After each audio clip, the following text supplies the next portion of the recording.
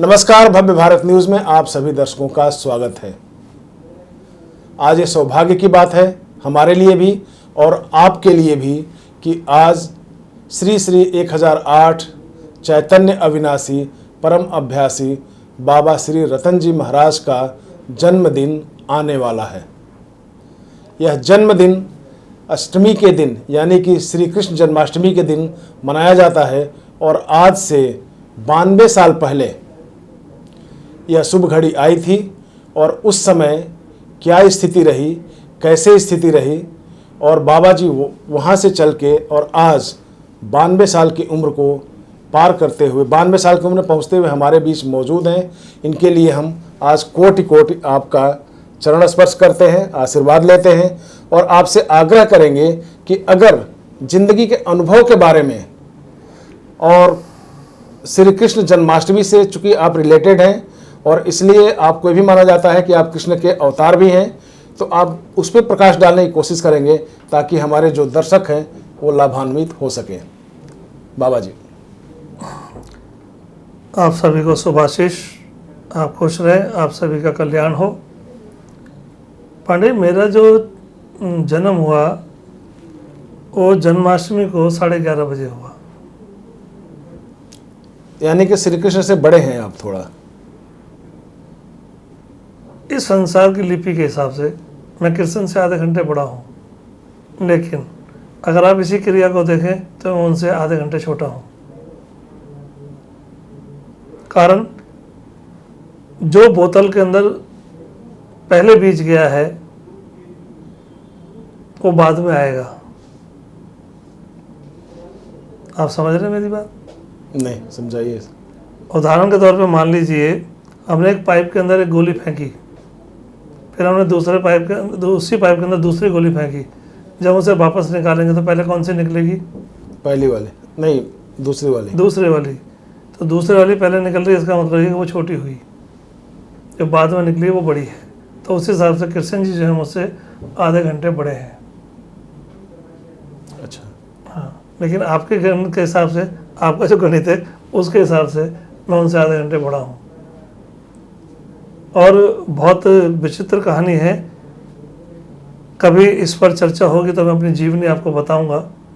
लेकिन 2 लाइन प्रकाश डालिए कि वहाँ से चल के आप आज इस स्थिति में हैं, इस रूप में हैं और मतलब बिल्कुल बेधड़क आप किसी भी सवाल का बेबाक जवाब देते हैं। आपको क्या डर नहीं लगता है? डरना किससे है? डरने का कोई कारण बता दीजिए आप, तो शायद मैं डर जाऊं। नहीं, अगर हम शास्त्र की बात करते हैं तो उसमें एक तरफ पिंड से बंधे हुए लोग हैं, पिंड से बंधा हुआ शास्त्र है हमारा जो एक खूंटे से बंधा हुआ है और सनातन का प्रचार प्रसार के लिए ये माना जाता है कि वो सर्वोपरि है। आप जिस आयुर्वेद से बंधे हुए हैं, जो चमत्कार आपके पास है, वो एक अद्भुत चीज़ें हैं जिसको कि मुझे लगता है कि शायद बिरला कोई है कि उसके पास इस तरह की होगी।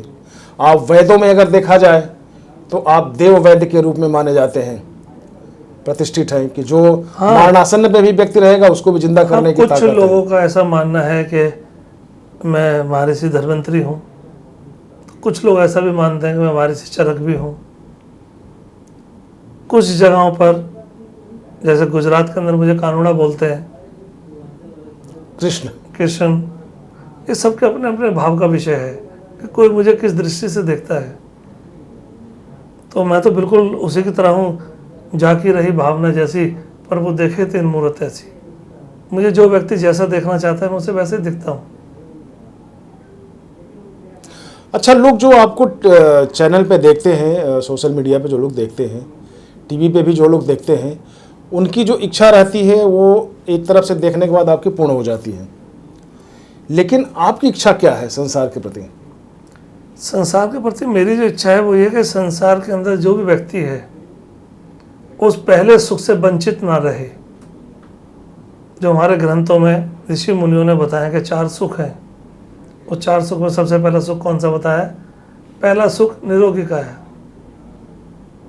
क्योंकि अगर आपकी काया में रोग है आप कुछ नहीं कर सकते।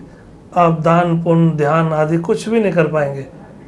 तो मैंने उसको समझा कि मैं जीवन देने का काम क्यों ना करूं। ईश्वर भी जीवन देने का काम करता है,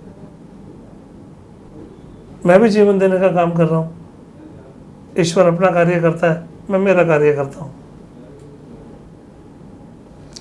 गहन शोध के लिए क्या किसी चरक या फिर धन्वंतरी जैसे लोगों का सहारा लेना पड़ा आपको, या एकदम अपने आप नहीं, ये सब स्वयं प्रकट हुआ। जैसे मैंने आपको अपने एक वीडियो में बोला था कि तब मेरी अवस्था बहुत छोटी थी, तब 4 वेद 6 शास्त्र 18 पुराण ये सब मुझे कंठस्थ हो गए थे, लेकिन ये सब मेरे किसी काम के थे नहीं। लेकिन ईश्वर शायद यही चाहते थे कि मैं इनको समझ लूँ, तो मैं समझ गया। समझने के बाद मुझे इनसे ऊपर जाना था, इसलिए मेरे को लोग परम अभ्यासी बोलते हैं कि मुझे परम का ज्ञान हो गया। यानी ईश्वर से भी ऊपर जो शक्ति बैठी उसका नाम परम है। आयुर्वेद के मामले में हाँ, आप इस तरीके से भी कह सकते हैं। नहीं तो मुझे तो ईश्वर ने 16 कलाओं से संपूर्ण किया है। वो मैं आपको पहले भी एक बार बता चुका हूँ कि वो 16 कलाएं हैं कौन सी। अगर आप मुझसे आज फिर प्रार्थना करें तो मैं फिर बता सकता हूँ आपको। अच्छा रहेगा दर्शकों के लिए अगर आप बताएं तो।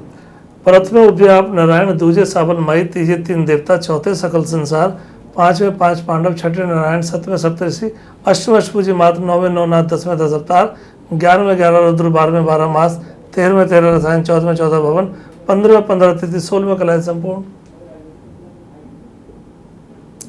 तो आप 16 कला संपूर्ण मानते हैं? मैं नहीं मानता हूँ, मुझे ईश्वर ने बनाया है।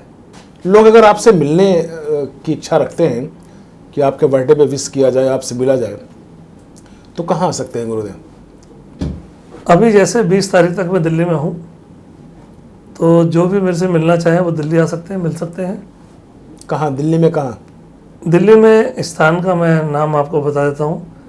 मानसरोवर गार्डन है, D157 मानसरोवर गार्डन, नई दिल्ली 15।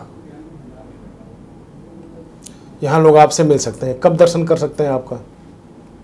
बस आज से लेकर के 20 तक कभी भी दर्शन कर सकते हैं। ये तो सौभाग्य होगा, जो जिज्ञासु हैं उनके लिए सौभाग्य होगा। हाँ, जो आना चाहे उनके लिए है। और मैं भी आपको कोटि कोटि प्रणाम करता हूँ, नमस्कार करता हूँ, और आपके अपने दर्शकों के साथ, चैनल के सारे दर्शकों के साथ हम आपको आपके जन्मदिन पर कोटि कोटि बधाई भी देते हैं। नमस्कार। कल्याण हो आपका, खुश रहिए।